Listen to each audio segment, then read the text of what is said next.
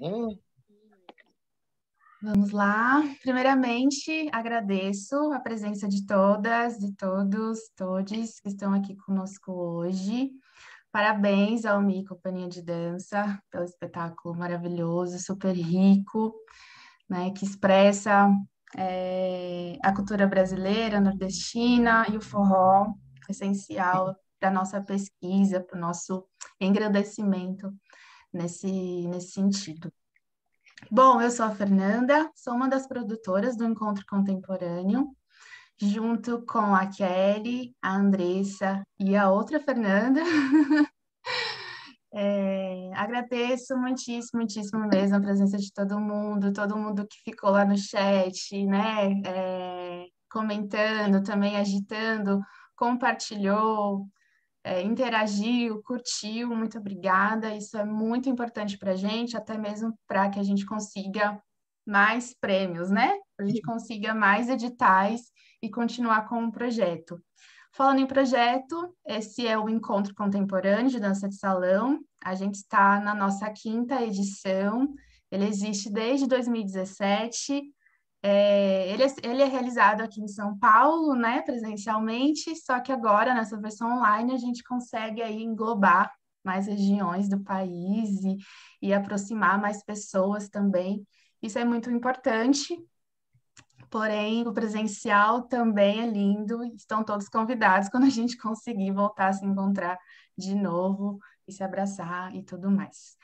Bom, esse projeto é um prêmio por realização de mostras, festivais e eventos culturais da Lei Aldir Blanc de 2020.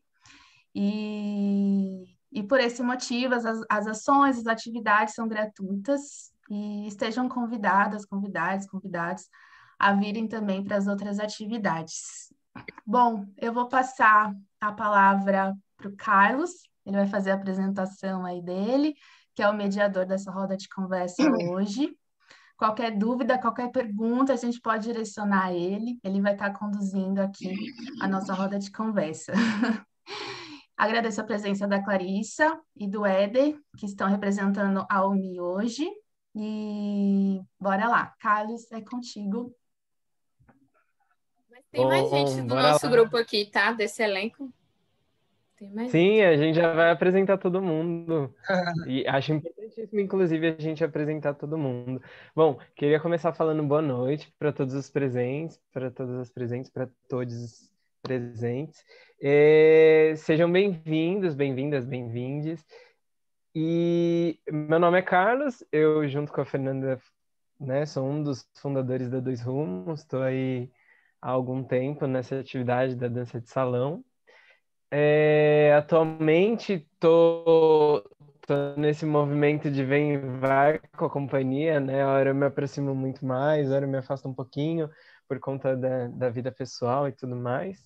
Mas hoje, a convite, né, da companhia, vou fazer essa mediação muito importante para mim, muito, muito querida, porque foi um espetáculo que eu gostei bastante de assistir. Não assisti presencial, assisti online, né? Assim como todo mundo, assim como boa parte da galera que está por aqui. Mas é isso. E para a gente começar, eu acho que nada mais importante, né? A gente tem aí acesso a várias discussões políticas, uma delas, né? E uma pessoa maravilhosa que vai fazer descrição de vários conceitos, vai falar um pouco sobre lugar de fala, para a gente entender de que lugar estamos falando. E aí, nada mais interessante do que a gente começar conceituando isso, né? De que lugar estamos falando, de que lugar Éder fala, de que lugar Clarissa fala, e de que lugar a companhia OMI fala, né? Então, passando a bola para eles, eu queria perguntar qual o lugar de fala de vocês, né? De onde vocês falam, do que vocês falam, como vocês falam, instigando aí para vocês poderem fazer a apresentação para a gente. Clarissa.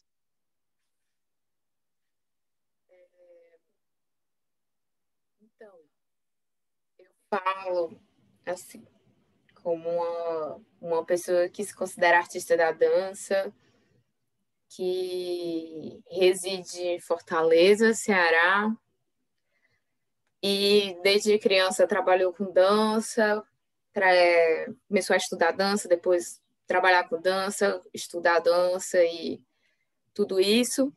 E diante desse espetáculo, falo como uma pessoa que durante muito tempo fui completamente desconectada da cultura popular como um lugar de sabedoria e conhecimento profundo, conhecimentos profundos, né?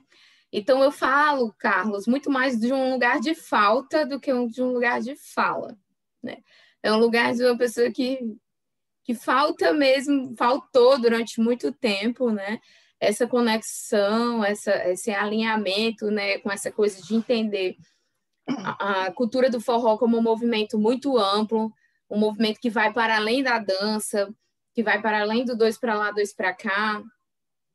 E como uma pessoa assim que a cada dia que passa, o meu lugar de fala também, hoje, que também é um lugar de falta, é essa pessoa que toda vez, cada dia está entendendo um pouco mais sobre o que pode ser um saber ancestral, né? Como ter a ancestralidade como uma referência para conhecimentos, para criticidade, para transformação também, né? Então, é isso, é uma pessoa que está toda hora tentando criar, mas sem passar por cima de coisas que por muito tempo fui desligada e tentar analisar o que pode ser perpetuado e o que pode ser transformado, o que deve ser transformado. Então, é isso. E sou uma pessoa que, assim como o Carlos, eu tenho uma relação também com a Almir um pouco parecida atualmente, que eu tenho lugares de aproximação e afastamento. Eu fui da companhia até 2018. Depois disso, eu saí da companhia e fiquei só na comunidade, porque a Almir, ela é uma comunidade, onde tem a companhia, tem as pessoas que são da comunidade, que são pessoas que são do ateliê, que são pessoas que são da parte de produção, outras pessoas que atuam e várias que, de alguma maneira, têm uma ligação muito forte com esse complexo que é unificado através da dança, mas que vive uma filosofia bem, bem complexa, né, de vida, assim. Então, é isso. Atualmente eu não estou na companhia mais, né? Eu fiz a co-direção desse espetáculo, eu também falo nesse lugar que me vejo, sim, como co-diretora desse trabalho, além de bailarina, intérprete, mas que atualmente também sentiu muito, muito, muito mais saudade, o coração apertado de ver aquela cena ali no palco, e também por saudade de estar junto nesse trabalho, né? Colaborando, atuando, tudo isso. Nossa. Antes da fala, eu peço a Gô, com licença aos meus ancestrais, com licença aos donos das casas, com licença ao dono da tecnologia, aos donos, né? Com licença a os nossos mestres, mentores e aquelas pessoas que nos possibilitaram a ter algum tipo de reflexão e desenvolver essa tecnologia ancestral do ajuntamento. E apesar da gente estar distante fisicamente, essa tecnologia hoje permite que a gente se junte, né? Eu acho que nós da dança somos não só usuários, mas fabricantes dessa tecnologia de ajuntamento. Então, com licença. Eu sou filho da Dona Maria, costureira, e do seu Chico Marceneiro, neto do seu Zeca Eufrásio. Eu costumo dizer que ele é o fundador do nosso clã. E de um jeito bem natural, assim, né? O cara que inspirou a família para desenvolver esse negócio com forró. Eu costumo dizer que sou a terceira geração de uma família, herdeiro de um legado familiar no forró. E a isso, às vezes, sou assim meio filme e tal, mas quando eu olho para minha família, que eu vejo uma ruma de forrozeiro e só eu trabalhando com isso, eu olho isso com tristeza, não com alegria, né? Talvez com uma coisa de responsabilidade, assim.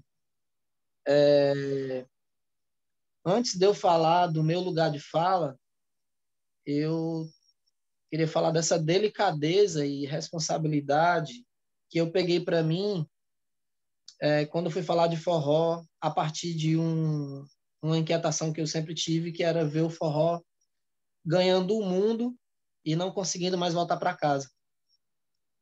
E o forró foi a dança é considerado o filho pobre da dança de salão, né? A gente está no evento de danças a dois, rede social.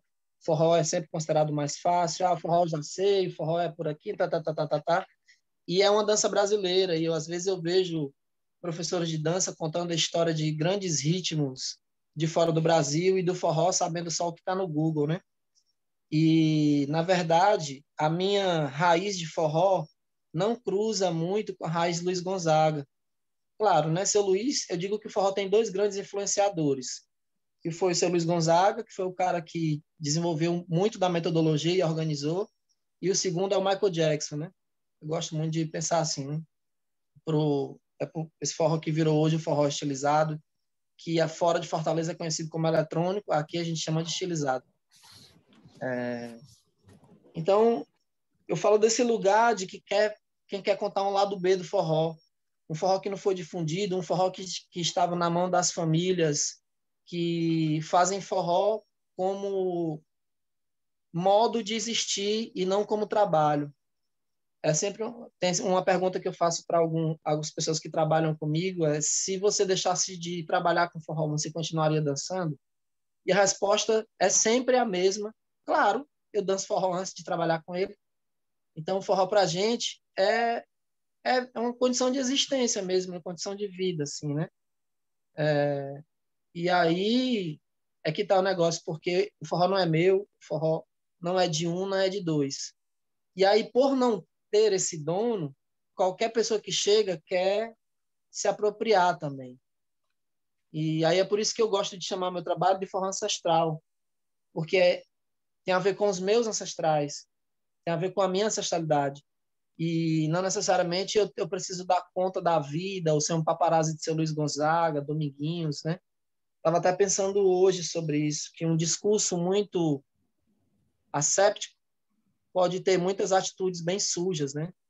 A gente que é ocidentalizado demais, a gente se pega muito com o que é possível de escrever e desapega daquilo que é possível viver, e aí a gente desenvolve todas as nossas patologias psicossociais e anti-ancestrais, né? Então, quando eu vou falar de Ibirapema, eu quero falar desse lugar, e principalmente porque eu montei a companhia em 2008, e a companhia não tinha nome, eu chamava de Um Trabalho Sem Futuro, porque a gente não tinha nome da companhia. E eu saí procurando algumas coisas relacionadas à água e eu encontrei essa palavra pequena. Um amigo me levou num candomblé, na época eu não era iniciado, e me falou de um ritual chamado Águas de Oxalá, e me falou das quantidades de água que existem e as rezas para cada água, e eu fiquei assustado, assim, quanta água diferente é essa? E aí minha questão sobre a água se ampliou muito, assim, né? E aí fui pensar sobre as células, a água que está no mundo, até falei sobre isso esses dias, que a água que está a água é nossa ancestral e está na gente, né? E toda a informação que está na gente está no mundo todo, e não só no mundo físico, mas no mundo tempo do mundo, e a gente bebe essa água. E muitas vezes a gente não tem essa percepção que a ancestralidade é muito mais amplo do que eu falar sobre ancestralidade, né? Tá no nosso cotidiano básico de existência, né? E aí, por algum motivo, a gente desconecta por separar essa razão do corpo e da mente. E aí, só para finalizar, eu coloquei o nome da companhia OMI, finalizar assim, né? Para começar, né? E tive um sonho, acho que em 2014, se eu não me engano, que eu montei em 2008 a companhia para montar esse trabalho de forró. E não consegui, não deu. É difícil, porque trabalhar só com dançarino de salão também é complicado, porque algumas pessoas não querem rolar no chão, diz que contato e improvisação é viagem, para que dançarino de salão fazer aula de capoeira?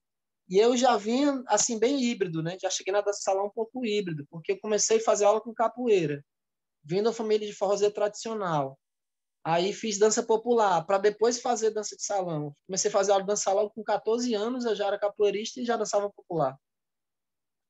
e já tinha muitas histórias de minha mãe, que essa velha é muito inspirada numa velha que minha mãe fazia, né? A dona Janas Cleuda, baseada um pouco na minha mãe. Então, tinha outras referências artísticas, e na dança de salão eu achava aquilo muito, como é que eu posso dizer? O ápice do eurocentrismo, assim, sabe?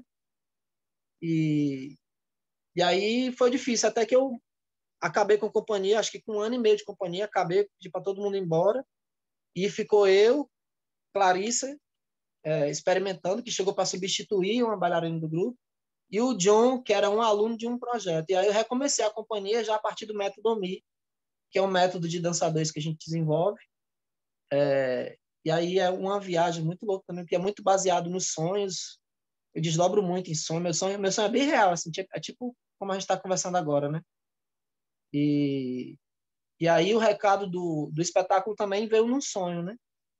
E eu falei, galera, parou, nós estávamos montando outro trabalho na veia de contato. Falei, galera, parou, vamos montar um espetáculo de forró. Não é forró, é forró, forró e tal. E aí a gente começou em 2000 e alguma coisa, 14 foi, Clarissa, o processo? 2014 começamos o processo. 2016 a gente entrou no edital de um laboratório de criação do Porto Iracema das Artes. E aí deu no que deu. Eu falei demais, eu falo muito, viu, gente? Falo igual homem da Copa. Menino, você foi falando e foram me surgindo assim várias questões.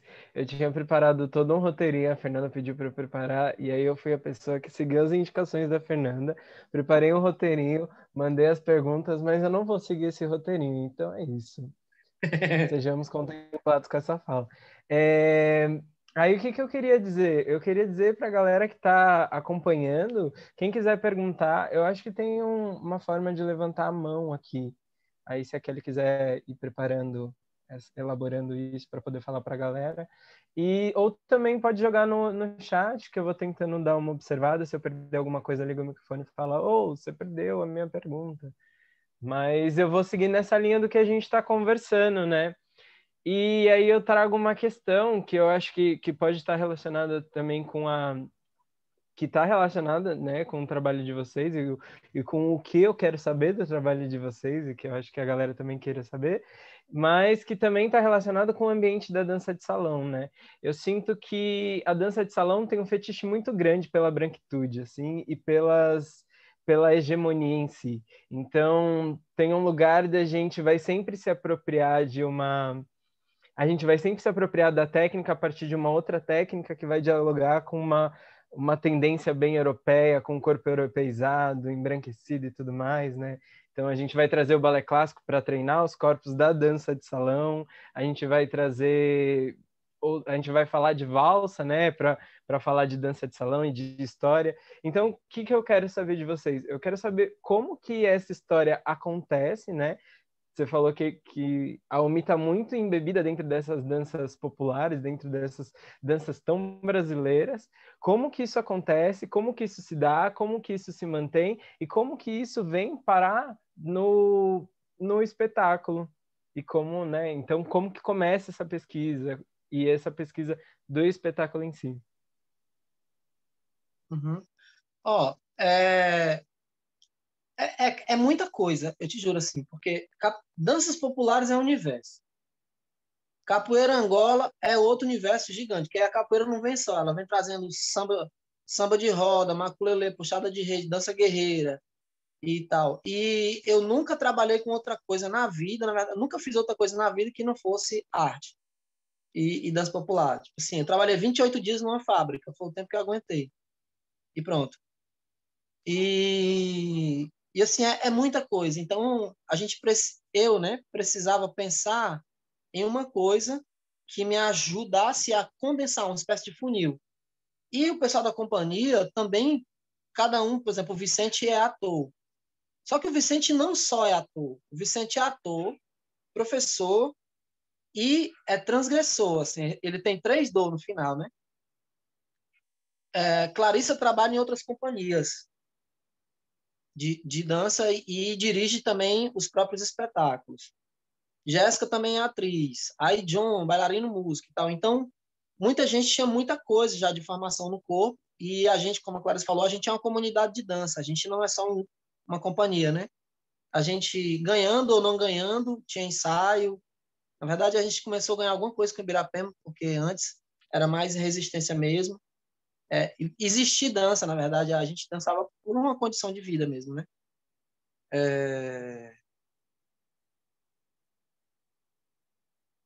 Eu viajei já, fui longe, né? Mas É tá assim, maravilhoso. ele falou como que essas referências chegam, é porque é tão embrincado, é tudo tão já da nossa vivência, né? Essa coisa da capoeira, da cultura, da música popular, tanto no tocar como no falar sobre essa coisa, esses ritos ancestrais, né? Esse que o Éder fez de pedir licença antes de abrir a boca para qualquer coisa, que é uma coisa também que eu sempre faço, hoje eu esqueci. Mas Relaxa. assim, mas é uma coisa que a gente vai no cotidiano ali, né? Galgando tudo isso de uma maneira tão assim, né? Tão próximo de tudo isso, dessas vivências e tal, chegando cada vez mais perto, que é tão difícil saber como que chega no espetáculo, porque é a gente, né? Isso. Mas a gente teve uma escolha, até o Lúcio que ia falar do funil. Tem um negócio aqui no Ceará, no Nordeste todo. Na verdade, tem no mundo todo, mas a gente nomeou isso, que é o mungango. Em Minas, eu sei também que tem um nome, mas é outro nome lá, não é esse nome. E mungango, aqui no Ceará, é tudo aquilo que não passou no crivo da ocidentalização. Tudo aquilo, eu digo que mungango é uma escoliose no pensamento da retidão. Mungango é uma tortice em qualquer plano de especificação higienista. O mungango ele pode ser feito por um doutor ou um grande sacerdote, e o mungango também é tão quanto valioso por um papudim, pé de cana, pinguço, bebum, tão bom quanto, e muitas vezes até melhor.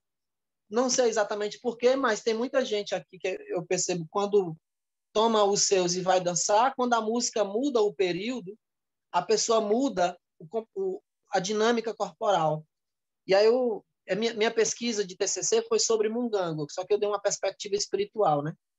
Então, o mungango é muito falado e pouco estudado. O mungango, ele é... Quando você quer desvalidar qualquer coisa, você fala, aquilo é um mungango. E você já desvalidou, aquilo não presta, aquilo é jogado fora. Só que, assim, aqui no Ceará tem uma peculiaridade que você fala que é mungango, todo cearense vai querer saber o que é, vai querer olhar. Então, existe um interesse espiritual da gente saber que mungango para rir, porque é bom.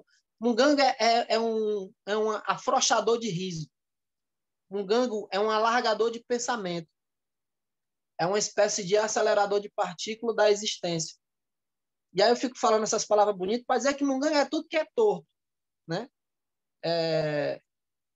Aí a gente pegou esse mungango como referência e aí desenvolveu muito exercício em cima disso, que uma coisa que eu chamava de mungango criativo. E aí hoje em dia eu chamo de mungango, né? Porque é mungango mesmo. Acho que isso era o nosso funil, assim. Passou para o mungango, tá valendo. Uhum. Ai, E eu acho que essa coisa também tecnicista, assim, a gente também não escapa, sabe, Carlos, assim, querendo ou não, a gente, a maior parte do grupo passou pelo curso técnico em dança do Ceará, que é uma formação muito boa, muito maravilhosa aqui do estado mesmo, assim, que desenvolve bastante essa autonomia do intérprete, né, do criador. Porém, assim, o curso tem uma grade bem grande, são 2 anos de aula todos os dias, 4 horas por dia, né, de aula. E a maior parte dessas horas é de balé clássico. Né? Então, assim, é isso. Todo mundo está lá fazendo, muita gente que é uma audição ferrada, é lotado. São vários dias de audição para você entrar nesse curso, porque ele é gratuito, né, aqui no estado. E dentre as aulas, tem uma aula de balé clássico, né, para esse babado, para você entrar nisso. Então, assim, na UMI, por exemplo, a gente também faz o uso de técnica de balé clássico a depender da época. Na época do Ibirapema, por exemplo, os 2 anos de Ibirapema não se fez nada disso, né? Foi só mesmo assim, né? Prática de coisas da cultura popular que iam alimentar esse trabalho, né? Mas, assim, no geral, eu vejo a Almi como um grupo muito apaixonado por técnicas, além de rituais ancestrais, assim, né? Eu vejo, sim, esse lado, talvez essa seja a minha visão como uma pessoa que gosta muito de técnicas em geral, não só técnicas ocidentais, né? E porque tudo, eu vejo técnica e tudo, né? Então, pode ser a minha visão, mas no geral eu vejo assim, né? Dentro da Almi, a gente desenvolve um método que se chama método Almi, que é um método de danças a dois. É um método bem global, assim, que prepara corpos para dialogar a dois, por várias estratégias. E as 4 principais fontes desse método da Almi as danças de salão, a improvisação a partir do contato ou não, enfim, a capoeira e as técnicas de educação somática, né? Então são esses 4 pilares que, querendo ou não, tem sim um lugar luso disso, né? Um lugar europeu, enfim, né? Disso. Então não existe essa negação total, apesar de que a cada dia que passa, a cada ano que passa, a Almi está se tornando mesmo um grupo de cultura popular. O Edrinho aí, ó, apesar dessa pele clara, que eu não sei, né, na família como é que... E o Edre, eu sempre digo isso para ele, mas é isso que ele está se tornando um mestre da cultura popular aqui, assim, por todos esses saberes, pela vida dele, por toda essa conduta, enfim. E isso eu vejo na Almi, né? Assim, apesar de não estar mais na companhia, eu vejo que esse grupo, essa comunidade como um todo, ela está caminhando cada vez mais para ser só um grupo de cultura popular, assim, né? Com isso, com tudo que se pretende as culturas populares brasileiras, afro-indígenas, e assim vai. É isso, eu vejo essa transformação. Aproveitei esse parênteses para falar sobre, porque eu acho que ninguém escapa dessa coisa aí. Só lembrando que quando Clarissa fala cultura popular, o forró, para nós, é cultura popular, tá, gente? Não é dança de salão. Assim, não se enquadraria nesse quesito. Se bem, também se enquadraria, mas nem tá 100% dentro, nem 100% fora. Até porque as danças de salão, em algum momento, foram danças populares e a gente esqueceu disso, né? Pois é, né? Para pensar que tanta coisa acontece que transforma essas danças não salão em danças de salão que estão dentro do salão, né? E aí é isso, assim, vocês vão falando, vão me surgindo mais perguntas, aproveitando que a galera ainda não colocou nada no chat, pelo menos a Kelly não me sinalizou, né, que a galera colocou. E aí eu vou fazer, na verdade, um pedido e uma pergunta. Então, vou com o pedido primeiro. Vocês falaram que tem outras pessoas do grupo por aqui. Apresentem elas pra gente, ou elas se apresentem pra gente conhecer.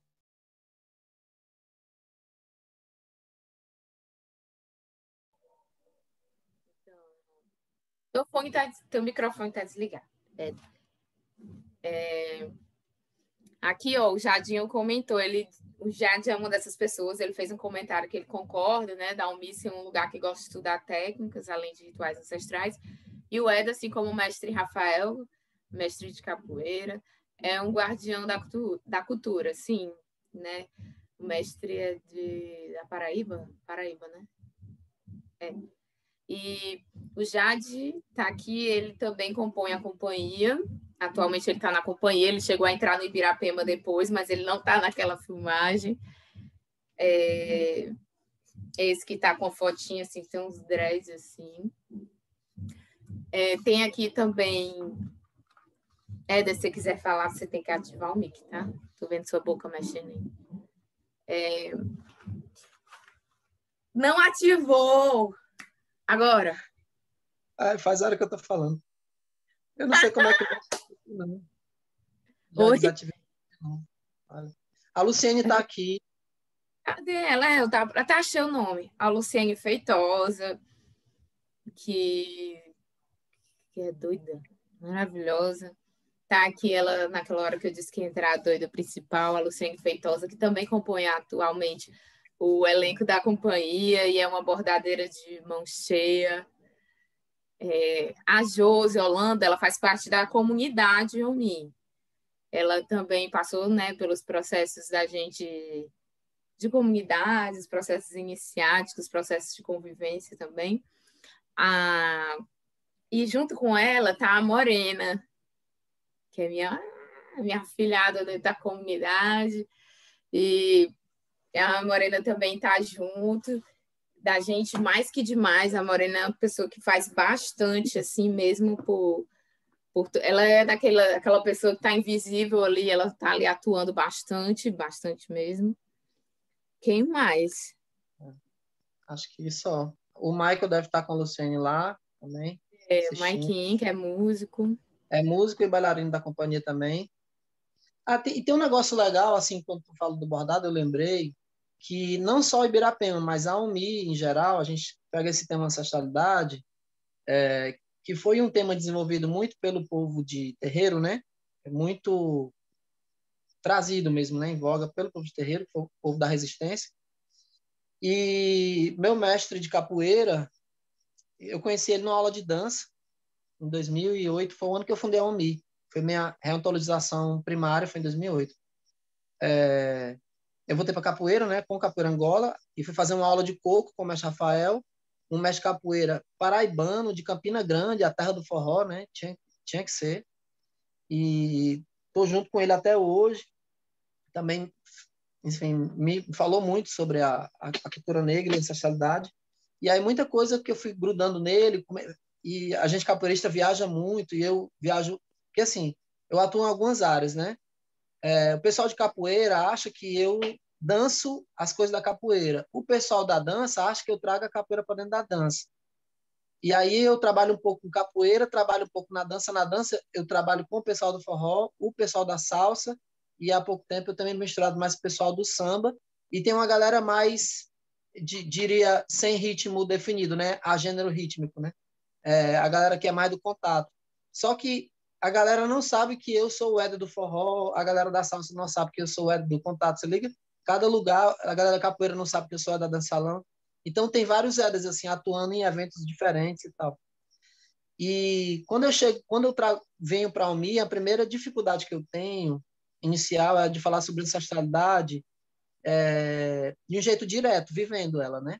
Quebrando esses preconceitos. Que a gente tem preconceitos básicos, né? Assim, sobre tá velho não presta, né? E, na verdade, na ancestralidade, quando uma pessoa de um capoeirista angoleiro ou uma pessoa iniciada no candomblé não passaria a vez na frente de sei lá, não tomaria a frente, não tomaria a voz de um mais velho, né? Não é por aí, a não ser que ele dê. Não é, o caminho não é esse. E isso parece que está um pouco fora de moda, né? Porque na atualidade a gente precisa cada vez mais produzir, consumir, e ainda bem que a gente tem essas experiências. Então, eu tive um pouco de dificuldade no começo da UMI, até porque eu competi com salsa, e eu não sei se isso foi bom ou foi ruim, porque minha qualidade, eu fui muito bem nas competições, fui bicampeão Nordeste, vice-campeão nacional, e quando as pessoas me procuravam, elas me procuravam para ganhar competição e não para dançar salsa. E aí isso virou um problema, né? Assim, para mim, muito grande, assim. Foi, como é que diz? Refém do meu talento. E aí eu fui bem transgressor nessa época, assim, chutei o balde, entrei para a UMI. E aconteceram algumas coisas maravilhosas depois, com esse tempo, processo largo, esses ritos iniciáticos que a gente faz parte e as visitas que a gente teve. Por exemplo, a Luciene retoma um trabalho que ela aprendeu com a avó de bordar e hoje trabalha com isso. Ou seja, é uma coisa totalmente ancestral, assim, né? A Vitória reata os laços com a família na Bahia. Clarissa começa a trazer memórias do pai, que já foi, né, Perunol, já fez a passagem dele para o outro lado do rio. E muitas outras coisas, assim, o Vicente fala muito... e tem uma história bem engraçada, porque, assim, o Jade e eu, os nossos ancestrais moravam em cidades vizinhas, no sertão daqui. E a gente quase era primo, bem pouquinho. E a vida cruza a gente de novo, né? Ou seja, nossos ancestrais tiveram momentos juntos para trás e depois se separam, e de repente, do nada, a gente se encontra numa roda de capoeira, e depois na dança, e cria essa relação de companheiros de dança, depois entra na companhia, e aí depois de muita conversa, eu descubro que já é do mesmo interior do que a minha família, que morou lá, e a gente conhece, os parentes se conhecem, e tal, e depois, enfim, muita coisa assim, sabe? E é muito interessante ver o quanto o mundo é pequeno nesse aspecto, né? Que a identificação cultural é clara, a ancestralidade não engana muito a gente, né? Uma hora a gente percebe a força que isso tem e os povos se juntam, né? Inclusive era o tema do próximo espetáculo que a gente estava começando a montar, né? Que é o Clã que São. Seria a canção que te une ao teu clã. E aí, enfim, é outro negócio. Eu vou calar um pouquinho, não falo muito. Não, menino, não cale não. Vamos, vai falando que a gente está gostando de ouvir. Tem uma pergunta aqui para Clarissa no chat. Aí, você quer que eu leia? Eu vou ler a pergunta, tá? O Alisson pergunta: Clarissa, você atua com língua de sinais também. Naomi, como é essa relação com pessoas surdas? Tem alguma aproximação? Em algum momento tentou incluir a interpretação dos cânticos e de outros textos como uma possibilidade cênica e também de inclusão? Eu devia deixar o Éder responder essa pergunta. Mas fale do seu trabalho com Libras e dança. A Clarissa ela tem uma função muito importante na companhia, que é me fazer ostra com a poeirinha dentro, para me incomodar bastante, para essa ostra virar uma pérola, entendeu? Ela sempre fez isso, mais de 10 anos fazendo isso comigo. Não, mas brincadeiras à parte, isso me ajuda bastante a pensar coisas, né? Inclusive nesse processo agora de legenda do espetáculo. Se não fosse Clarissa, eu acho que vocês ainda estariam esperando. Resposta, Alice. Clarissa já tem mais essa pegada, viu? Vai, Clarissa, vai tu me enrola. Alisson, então, eu tenho um trabalho que é o Dança Libras, que eu e o Alisson, a gente se conectou através dessa ponte do Dança Libras, né? E eu achei muito legal o trabalho dele, né? Que ele consegue fazer essa aproximação bem estreita, assim, da língua brasileira de sinais, assim como da comunidade surda, assim como de acessibilizar o material dele, né? E dentro das danças de salão, né? Posso dizer assim, Alisson? E Alisson, Almi, dentro da Almi, eu não consegui fazer isso. Eu não consegui. Esse papel que o Éder falou é porque eu estou sempre falando coisas que ninguém quer ouvir, mas porque é difícil. Mas é isso, a Almi não acordou para esse local, sabe? Então, hoje, para mim, particularmente, é muito difícil estar perto de grupos e coisas que estão muito nus dessas questões, para mim hoje, né? Então, assim, por mais que a Almi, por exemplo, se abra completamente enquanto ateliê, porque lá na Almi tem várias pessoas que estudaram língua brasileira de sinais, junto comigo, inclusive, começaram junto comigo. Tem a Luciene, a Morena que está aqui, que o irmão é surdo, o próprio Jade também sabe um pouco, o John Moraes, que trabalha comigo, também trabalha na Almi, é professor do ateliê. Então, por mais que a Almi ela se abra nesse local, não é só a gente saber a língua brasileira de sinais, né, Alisson? Tem que existir todo um movimento de quem realmente considera a presença dessas pessoas. Não é só dizer, vem para o meu mundo, né? Vem cá, é acessível. Não é. Não é mesmo, nunca vai ser. Então, a gente tem que fazer esse trânsito. A gente vai lá, a gente vai cá, a gente inaugura um lugar novo que é nosso, que é misto. Então, dentro da Almi, não. Porém, aquele trabalho que a gente circula bastante, Felizes para Sempre, foi um trabalho que surgiu dentro da Almi. Como? O Éder jogou uma proposição. Ele disse, gente, vocês vão ter uma semana para coreografar alguma coisa. Ele que arranjou lá as duplas. Alguma coisa que englobe as técnicas do método Almi e pesquisas vigentes de vocês. E a gente ia acabar de começar a estudar a língua brasileira de sinais em 2014. E aí a gente, pronto, perfeito. A gente vai usar os exercícios de jogos e técnicas e esse é o nosso pretexto. A gente arranja um enredo para enfiar a língua brasileira de sinais nisso tudo. E foi assim, até hoje a gente circula bem com esse trabalho, é uma grande alegria na minha vida e foi um impulso do Éder. né? E estreou num evento de dança de salão que tá todo mundo dizendo que é bonito, mas ninguém se de fato se abre, né, para esse local. Nem assim, é um local que ainda não luta contra a bipedia, né? O Mungango Criativo, você bem acompanha com certeza o Edu da Bahia, né? Que ele sabe, ele mostra para a gente quanto o capacitismo, a bipedia é uma coisa que nos adoece, que vai nos matar cada vez mais. E o Mungango Criativo, ela é uma porta de abertura incrível, incrível para desfazer a bipedia que existe. Mas a coisa está chegando sem eles perceberem, eu sinto, sabe? Chegando, mas assim, é isso. Eu fui o mais sincera que eu pude e o mais sincera que não devo, sempre assim. Né, Dri? A língua de sinais, uma época, se tornou linguagem secreta entre a Clarice e o John. Eu, a Clarice, o John, a Jéssica Cruz. Eu acho que do elenco, quem não estudava língua de sinais era eu. Do elenco do Ibirafema. Aí, quando a gente conversava, ele noiava, né? Tipo, estão falando de mim, entendeu? Claro. Pô, gente, minha cachorra, peraí.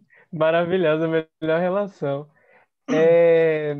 Temos mais uma pergunta aqui. Eu vou ler para vocês. E aí depois a Rai vai abrir, aí ela abre o microfone e fala com vocês. O Fabrício coloca assim: Éder e Clarissa, fala um pouco pra gente sobre como foi essa virada de chave do grupo sobre quando pesquisavam dança de salão tradicional, ele colocou entre aspas, para pesquisar as ancestralidades e culturas populares. Se é que teve essa virada, ou se a Almi desde o princípio tinha essa pegada. Rapaz, olha, eu não sei. Uma época eu achava que eu era dançarino de salão. E aí eu chamava assim os puros, né, que é a galera que atua na área de dança de salão especificamente, e os híbridos, que é a galera que fazia outras coisas. Só que os híbridos, quando começavam a ganhar dinheiro com as técnicas dos puros, eles deixavam de militar nos híbridos e ia para os puros, né? E é assim mesmo, e não tem nada de errado, porque também ninguém precisa morrer pobre, que nem a maioria dos dançarinos de salão transgressor, né? Meu primeiro espetáculo, quando eu montei, chamei um monte de colega de dança de salão para assistir e boa parte deles se levantaram no meio e foram embora. Porque não teve um passa-aéreo, não teve nada de dança de salão de palco, normalmente, que o pessoal chama de dança de salão cênica. Eu nem gosto dessa terminologia, né? Porque se é dança cênica, é cênica, tanto faz. Aí, se é dança de salão cênica, é um baile cênico, enfim. E aí existe uma apelação de mercado, que às vezes a gente quer ver a dança como trabalho, e para mim ainda é difícil aceitar essa palavra trabalho, porque trabalho tem a ver com um instrumento de tortura, né? E aí se torturar para poder viver com aquilo, e aí não contempla aquele conceito que o Muniz Sodré fala da alegria, né? Porque a gente não só é alegre, na verdade. Inclusive, a Clarice mandou um meme para mim há pouco tempo atrás, dizendo que, sim, que o cara diz assim, você é feliz demais para ser artista, né? E a gente é muito incomodado, a gente nasceu com esse incômodo e faz dele, tipo, os meus trabalhos foram incômodos muito grandes, né? Assim, paixão mal resolvida, eu ganhei um dinheiro com a paixão mal resolvida que eu tive, montei um espetáculo, e eu tenho um problema de pele, e aí, tipo, a gente foi inventar e montamos um espetáculo que é mais profundo é a pele, a gente ganhou alguns editais, então nossos problemas acabam virando soluções, assim, né? Agora, eu diria que eu passei um tempo puro na dança de salão, trabalhando com o que a dança de salão tradicional, né, pede. Mas o meu lance com a cultura popular é anterior a essas técnicas, porque a primeira aula de arte que eu tive foi capoeira, num bairro de periferia perigoso, que às vezes até para ir para o treino a gente tinha que apanhar na rua, e depois a gente não quer mais apanhar na rua, só que não pode confrontar a galera, e aí tem que fazer acordo, e aí nosso mestre de capoeira entra, é quando a gente começa a entender o que é o poder da capoeira, o poder da fala na periferia. O que é que o mestre representa dentro de sua comunidade? O que é que o mestre pode fazer pelo seu povo? Né? Quando eu começo a perceber isso. E depois a gente quer ser mestre, não só por causa da técnica, mas porque a gente percebe que o mestre mobiliza todo um grupo social, desenvolve políticas, não políticas públicas, mas micropolíticas, né? E isso me encantou muito. E quando eu chego na dança de salão, eu dancei de personal um tempo, né? E era muito assim, tipo, eu pago e você faz, executa. E eu achava aquilo bem abusivo, assim, né? Até chegar um dia que eu tive minha primeira crise existencial, estava pegando um ônibus de madrugada, saindo do personal, e me peguei chorando profundamente no terminal. Eu tinha até uma camisa assim, dançarina de alma, eu nem gosto dessa frase, mas eu tinha uma camisa com essa frase. E eu me peguei chorando e me perguntando por que eu estava chorando, se eu estava realizando um sonho que era dançar. Só que aquela dança estava me fazendo mal. E muita gente que talvez esteja nos vendo, acha que dança é coisa boa. Gente, dança é vida real, tá? Essa dança platônica, pra gente, para que dança não existe, não. A gente dói, a gente chora, a gente sofre. Apesar de eu não gostar dessa palavra trabalho, viver de dança, para nós, é viver de, com, para, né? É estar todo o tempo. E não tem nada de errado ganhar para isso, não. E ganhar muito bem, por exemplo. E aí, quando eu tive essa crise, eu fui tentar resolver, cara. Eu vou te dizer, me frustrei mais uns anos aí, viu? Me frustrei muito, porque na dança salão não vi resposta. Eu viajei, olha, onde tu imagina no Brasil ter dança salão? Viajei para ver as danças salão dos lugares. Só não conheci Minas. Mas conheci muita gente de dança e fui ficando com mais raiva, mais raiva, mais raiva. E aí eu decidi trabalhar com essa raiva. Aí eu fundei meu grupo de raiva, porque eu fui atrás de dançar em alguma companhia que me contemplasse e, enfim, aí eu fiquei com muita raiva e aí comecei do zero, por isso que eu chamava Trabalho Sem Futuro. E ó, vou te dizer, quando eu falo do zero, é do zero. Clarice até pegou uma segunda fase do zero de novo, porque a companhia ela morreu 3 vezes, né? E a gente sempre começava do zero na semana seguinte. Do zero é sem sala para ensaiar, a gente treinava em calçada, treinava na areia da praia, treinava no condomínio de alguém, treinava dentro do ônibus. Vamos viajar no avião, na sala de um condomínio, no quarto de uma pessoa. A gente não tinha nada, eu juro para vocês, nós montamos um espetáculo na rua e remontamos o primeiro espetáculo da companhia na rua mesmo, na rua. Inclusive teve dia da gente ensaiar em uma praça. Dia não, né? Meses da gente ensaiar em praça. E isso não foi problema para nós. Aí em 2014 que nós fundamos o ateliê e fomos para o ateliê. Essa companhia, a gente ensaiou um tempo no Sesc, enfim. Então, assim, falar de resistência pode ser muito poético, muito bonito. A gente não anda falando muito de resistência não, assim, sabe? Resistência para nós é duro, porque dói mesmo. Resistência, não, para nós dói de verdade. A gente não fala não, a gente resiste só.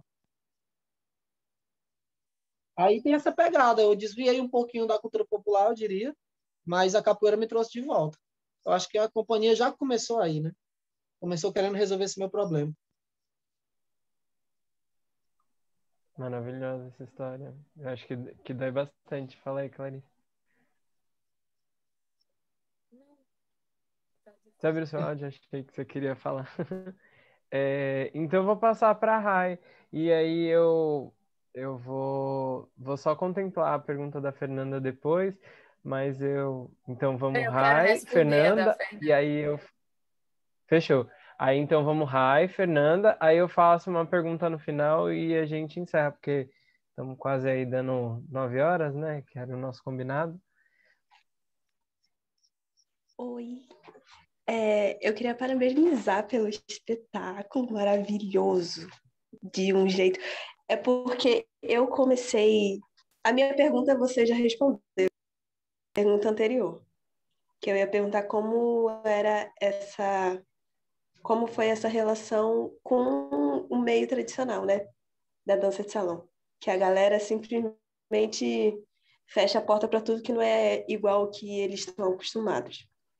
Então, eu ia perguntar como tinha sido para vocês colocar esse espetáculo para rodar, né? Como foi o recebimento desse espetáculo nesse meio, mas meio que a sua resposta de antes já me contemplou. Deixa eu só te dizer uma coisa. Mas A primeira vez que a gente está rodando em dança de salão é agora, com esse espetáculo.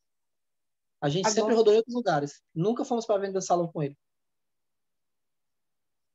Isso é interessante, porque quando eu comecei a pesquisar, a dança de salão foi através dessa procura de espetáculos de dança de salão.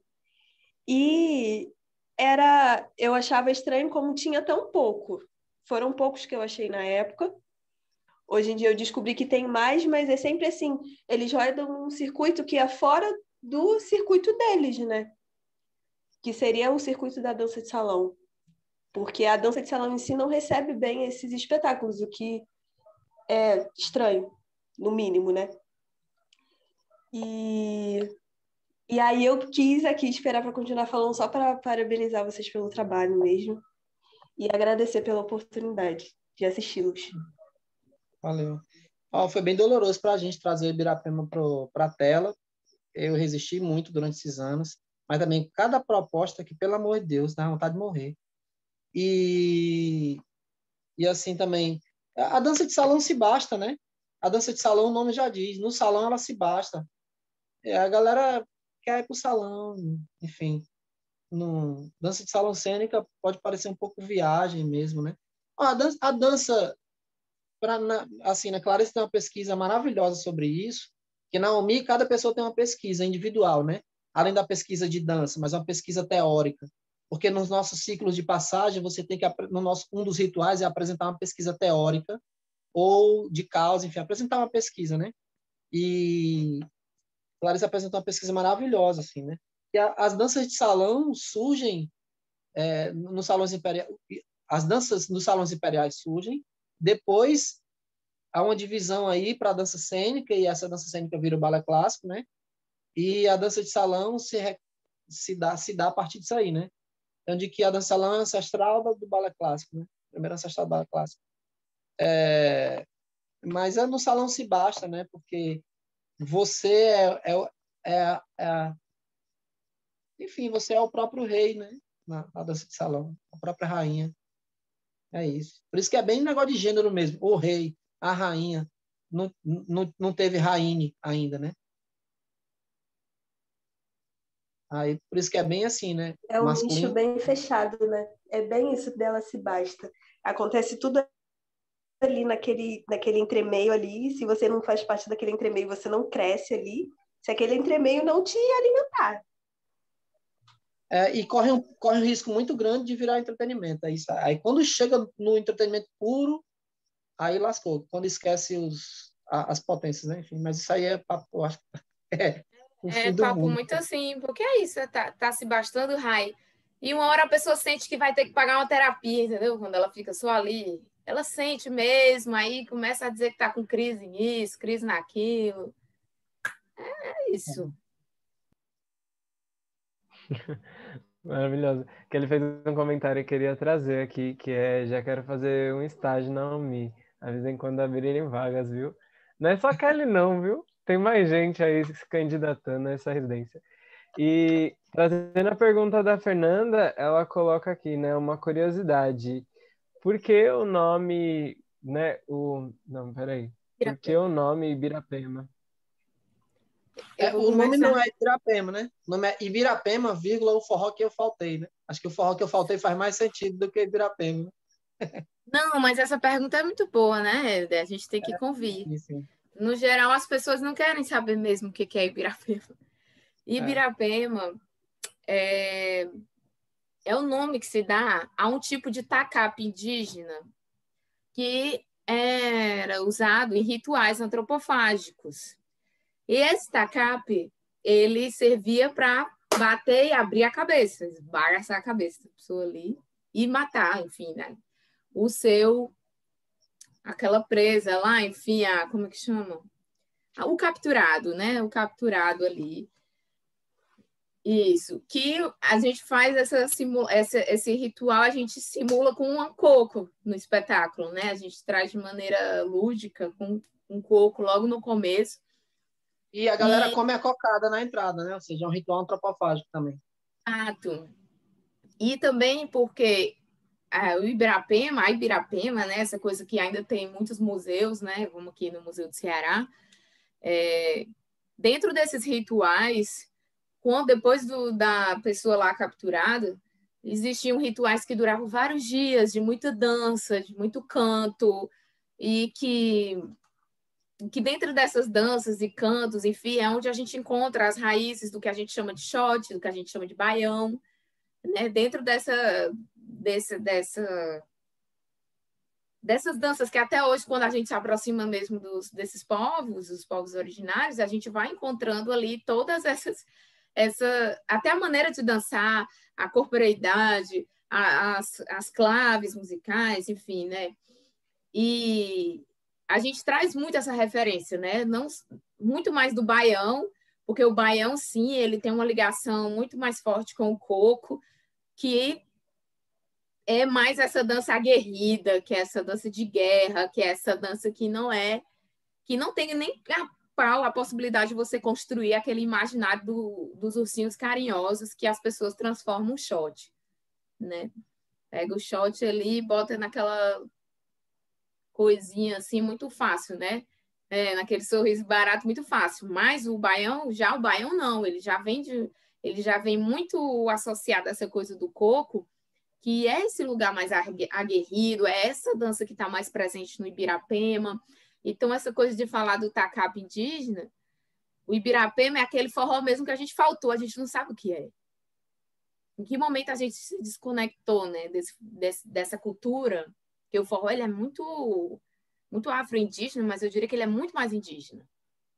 Apesar dele ter esse casamento, né, do coco, que é afro-indígena. Então, assim, o Ibirapema é aquele forró que a gente faltou, a gente não sabe sobre ele. Né? Aquela nossa história lá atrás que ninguém contou pra gente. Uhum. Tem uma coisa no Ibirapema desde o começo, assim, que eu não queria exaltar as linhas clássicas do corpo, né? Dessa divina proporção aristotélica, que, na verdade, a divina proporção é um dos legados roubados lá do Kemet, né? Enfim, tem muita coisa da filosofia quemética que está dentro da cultura europeia de um jeito maquiado, como se eles fossem os grandes pensadores, fundadores. Mas aí, se a gente for parar para pensar, não existe um filósofo da Europa que conseguiu terminar sua formação de 21 anos, a formação iniciática de 21 anos no Kemet, né? Nenhum deles conseguiu, para vocês terem ideia. Nenhum filósofo ficou o tempo mínimo, que é 21 anos, estudando em Kemet. Se liga assim, teve gente que voltou com 13 anos. Então, assim, tudo que se escreve, que se exalta hoje, tem base no Egito, né? Aí um parênteses. E a história das Américas pouco se conta, e o jeito que se conta de um olhar muito embranquecido também, né? É por isso que eu gosto de começar o espetáculo já com quebras de linhas corporais, de mungango mesmo, né? Com essa escoliose. E assim, sem querer fazer uma merchan do trabalho que a gente está fazendo agora online, mas é porque a gente fez uma vivência, nem lembro o ano, foi 2013, 2012, a primeira vivência de forró ancestral, a gente fez dentro de uma casa fechada, só a companhia. E assim, vocês veem os bailarinos lindos, corpos lindos, executando aqueles movimentos, mas não sabe o sacrifício que é para os bailarinos subir num coqueiro, se arranhar todinho, viver sem energia elétrica por 3 dias, comendo com a mão, enfim, fazendo coisas reais, de vivência real do corpo, o corpo precisando do corpo. Uma pessoa que precisa de outra para buscar uma água na cacimba, né? E aí a galera fala assim, ai, que espetáculo lindo. Lindo foi a vivência de anos para construir esse corpo. E até hoje, se você chegar aqui na minha casa, eu vou levar você no rio, a gente vai na praia, vamos subir no coqueiro alguma hora. É iniciação, subir no coqueiro é iniciação. E não é um espetáculo de dança, sabe? São pessoas que voltaram às tecnologias dos seus antepassados e, em algum momento, perceberam o valor que isso tem espiritual e se conectaram com palavras. Assim, eu lembro de um dia que o Vicente trouxe uma camisa do avô dele, uma camisa linda, e a gente ficou super emocionado, assim, né? A Luciene atualmente está abordando uma cena que eu tenho da morte do meu avô, que a morte do meu avô foi a coisa mais bonita do mundo, assim, sabe? E a gente tem um hábito de ver a morte como uma perder, a morte é uma coisa que se arranca fora, né? Eu não sei bem se é por aí, assim, sabe? Porque se eu falo do meu avô hoje, ele tá vivo nesse espetáculo, sabe? O Ibirapema, o forró que eu faltei, é o forró que eu não pude tocar lá na Pedra Fundamental. E o Ibirapema, o forró que eu faltei, é uma questão para dizer que forró eu quero daqui para frente. Porque eu falo esse discurso para todo mundo, para muita gente que eu me encontro, e aí todo mundo fica, quando acaba a gente vai pro forró e faz as mesmas coisas, e amanhã toma o banho, esquece, sai no banho, entende? E a gente dá um mi, não. A gente dá um mi. Todos os professores que eu formei no nosso método de forró conhecem minha família. Alguns foram até na casa onde meus avós faziam forró, tipo o John, a Luciene conhece, a Jéssica conhece, entende? Então, assim, é de fato uma reantologização mesmo, assim. Não é uma técnica de dança que vem apartada de uma vivência, sabe? Uma hora ou outra, aqui dentro da minha casa, você olha para o lado, você vê um pouco. É porque eu gosto de ficar mostrando um pouco em cena. Não, é porque eu uso quase em tudo, assim, né? Eu uso muito mesmo, né? E moro perto, né? Qualquer uma coisa, enfim, de fácil acesso. O Ibirapema é esse ritual antropofágico mesmo. Por isso que a gente serve cocada na entrada. O Ibirapema é uma tentativa de trazer o forró para casa. Que não é Que tentativa, linda não. Esse essa negócio frase. de é tentativa, a gente deixa para os artistas contemporâneos, intérpretes, criadores. Não é tentativa de nada, né? O Ibirapema, ele é essa morada, assim. O que a gente entende de morada primeira, né? Do forró dentro de um contexto criativo. Tem umas coisas importantes assim, minha gente, que assim, o corpo, esse corpo do toré, né? Vou falar especificamente do toré, que corpo indígena parece que tem um tipo de índio, e índio é um objeto de museu, né? E não é por isso aí. Aqui eu moro numa região dos índios Tapeba, né? Que é a junção de 3 povos. E eu aprendi 2 rezas com os índios Tremembé de Amofala, na verdade 3, tem uma que eu nem canto, porque é muito forte. Que quando eu vi o toré a primeira vez, eu falei, isso aí é shot. Na hora. Quando eu vi, eu falei, isso é shot. E eu comecei a lembrar de uma história que minha mãe contava, de uma menina branca que nasceu no povoado indígena e tal, da história da mani, depois da tapioca, enfim, depois vocês procuram isso aí. Vocês não vão achar na internet não, mas depois a gente conversa. E aí eu comecei a andar no Santa Cruz, que é um clube que tem aqui de dança dança 2, dança rito social, não gosto nem mais de chamar de dança salão, que é um forró que nem é forró e nem é samba. Aqui chama de forró de gafieira, mas não é o samba de gafieira carioca e nem é o forró do jeito que a galera vê. É uma técnica específica criada na noite cearense há muitos anos atrás. E tem gente com 50 anos dizendo que seus pais já dançavam isso. Então, eu não sei te precisar a idade dessa dança. Mas quando você vê esses caras dançando, os malandros da cidade, altamente urbanizado, com roupas sociais, sapato brilhando, você olha para aquilo e você identifica o índio. Não só pelo rosto das pessoas, que é um índio sem aldeia, né? Como o pajé lá dos Tremembé de Amofala chama a gente. Ele diz que a gente é índio desaldeado, né? Você é desaldeado? Ele não chama a gente de branco, não. Porque a gente não é branco para ele. A gente é desaldeado, né? Porque a gente é indígena, mas não conhece nosso povo. E a gente perdeu a memória. Na cabeça dele é assim, né? Acho super incrível esse pensamento dele. Em algum momento você vai achar seu povo de novo. E aí, quando você chega no Santa Cruz, você vê muito claramente coisas do toré. Só que não dá para chamar de toré, porque já mudou muito, já está em outra música, mas tem resquícios, tem um chiado ali ainda, tem uma memória da maraca. Então, quando eu falo essas coisas, a galera fala assim, olha, você não pode dizer isso, porque você não tem comprovação antropológica. Aí eu falo, maravilha, que bom, por isso que eu faço arte. Aí eu pego os 2 corpos do toré e o corpo do forró de gafieira, que é aquela primeira cena, depois que Clarissa levanta o John, coloca os dois corpos juntos e fala qual é qual, sabe? São danças muito próximas nesse aspecto, feitas no mesmo lugar. Então, acho que as vivências que a gente fez fechada para estudar inicialmente foi isso. Depois a gente começou a ofertar essa vivência como abrir, né? Como oficina. Aí eu fiz uma vivência em São Paulo, fiz 2 vivências aqui, a gente está agora com a vivência online também, abrindo isso assim, né? Para ampliar um pouco mais para dar acesso a pessoas. Claro que assim, a gente teve que adaptar algumas coisas também, porque a vivência é muito louca, assim, né? Não dava mais para fazer uma vivência sem energia elétrica, né? Imagina, 30 pessoas numa casa, um banheiro, como é que faz? Vida real. No interior, não é 30 pessoas na família, entende? Então, tem coisa que vai para a cena e tem coisa que não. Tem coisa que é da vivência mesmo. E que bom, né? Porque a cena é um... Eu diria que o Ibirapema é também uma espécie de mapa de retorno, principalmente para nós que participamos do processo, né? Eu vou... Ah, quer falar, Clarissa? Fala aí. Rapidinho, bem rapidinho. Porque alguém comentou aqui sobre que seria legal uma vivência com a Almi, né? Eu acho que super vale. Eu acho que super vale. Vai chorar, vai ter raiva de si mesmo, vai achar bom, vai se parabenizar por existir também. Sabe? É um misto disso tudo, assim, né? Acho que vale demais, demais.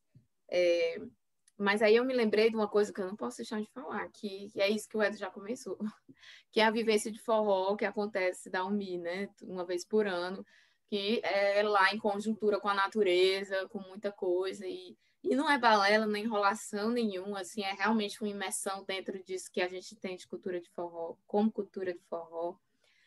E depois de muitos diálogos, o Éder topou fazer uma versão virtual, né, dessa vivência, assim como ele teve resistência desse trabalho de forma virtual, ele também teve muita resistência, lógico, dessa vivência, que é uma vivência muito palatável, muito olfativa, muito de pegar nas coisas, de subir nos coqueiros, de se ferir, de tudo. Então, eu entendo essa resistência e tudo, mas eu fiquei muito feliz quando ele topou, porque eu disse, pô, Éder, a gente precisa trabalhar e tal, artistas passando mó perrengue nesse momento, né, Éder? E a gente não ficou fora desse perrengue, né? E eu disse, pô, Éder, tem que trabalhar, bicho, tem que fazer esse babado, tem que cair pra dentro, entendeu? Do mesmo jeito em Pirapema, não dá mais, tem que soltar isso. Não é a melhor versão do vídeo, mas tem que, pô, a situação tá ruim aí, tu dentro desses matos, que o Éder mora dentro dos matos, longe de Fortaleza. Tá ruim aí, bicho, vamos fazer esse negócio e tal. E ele topou. Então, assim, quem sentir aí no coração que quer se aproximar disso, tem essa possibilidade. Essa vivência está na plataforma Hotmart. E é uma possibilidade também. E tem a que a vacina está chegando, né? Eu não sei como está a vacinação aí no estado de vocês, aqui está bem, está caminhando. E uma hora a gente também vai poder se encontrar, estar junto, e concretizar esses desejos, né? Eu acho que agora, depois da pandemia, é mais ainda valorizar, né? A gente, tô com saudade do presencial. Mas então vamos ter qualidade nesse presencial, né? Vamos ser aguerrido nesses presenciais, né? Não vamos mais ficar fazendo qualquer tipo de encontro, né? Os coletivos antes ensaiavam muito para ensaios nada proveitosos, né? E eu acho que isso não pode mais existir. Então, se for para aprender forró e a gente se destacar de um lugar para o outro, que a gente vá para um local mesmo com qualidade de presença. E aí fica o convite, tanto da vivência virtual como em breve presencial também, né, Edrin? E a pandemia chegou bem na época, no mês que a gente ia fazer a vivência presencial aqui, né? Aí paramos tudo. Essa pandemia atrapalhou muita coisa. A Mariana tinha colocado aqui, né? Na UMI temos a vivência de forró diálogos ancestrais, também é um convite a retornar, estar e continuar na cultura do forró. Acho que é sobre isso, né? Sobre esse evento, esse momento que vocês estão falando. E aí, para finalizar toda essa nossa conversa, todo esse nosso diálogo, não finalizar, né? Porque eu acho que ainda que continue dentro das nossas cabeças, ele continua de alguma forma, né? Ele vai dar sequência aí. Mas eu queria fazer é uma espécie de pergunta, mas também é um convite a vocês falarem um pouquinho, né, sobre tudo que vocês já falaram, que é dentro da Dois Rumos a gente está batendo muito nessa tecla, né, de que a gente não tem acesso ao todo, né? E aí a gente traz várias metáforas para falar sobre isso, né? Então, atualmente a gente está falando um pouco sobre a câmera, né? E o recorte que a gente faz do nós e o que tem para trás que a gente não mostra, né? Então, tipo, sei lá, do outro lado da tela, o que que tem, sabe? Para cada um tem uma coisa desse outro lado da tela, né? Tipo, atrás do notebook, né? Tem uma outra coisa. E eu trago sempre uma metáfora que eu acho maravilhosa, assim, para falar sobre o processo de criação, que é o processo de criação, ele é tipo um quartinho onde a gente enfia um monte de coisa, a gente fecha essa porta e o espetáculo é o que a gente consegue ver pelo buraquinho da fechadura, assim. Tipo, tem um caralho de coisa, né? Desculpem aí o palavrão, mas eu acho que não dá para expressar de outro jeito. Mas tem um caralho de coisa dentro desse quartinho que a gente não consegue dar conta de trazer no espetáculo, que a gente não consegue dar conta de falar numa conversa. Eu acho que a gente, nessa conversa, deu um jeito de abrir um pouquinho mais esse buraco da fechadura, mas a gente ainda não abriu a porta, assim, não escancarou esse quartinho. E aí, pensando nessa metáfora, eu queria saber o que, se a gente abrisse essa porta, sabe quando a gente abre a porta e cai uma mala em cima da gente, daquele quartinho de bagunça? Se a gente abrisse a porta do Ibirapema e da OMI, o que cairia em cima de quem abriu a porta? Aí, se vocês quiserem dar uma resposta bem curtinha, tipo, pá, é isso que cairia.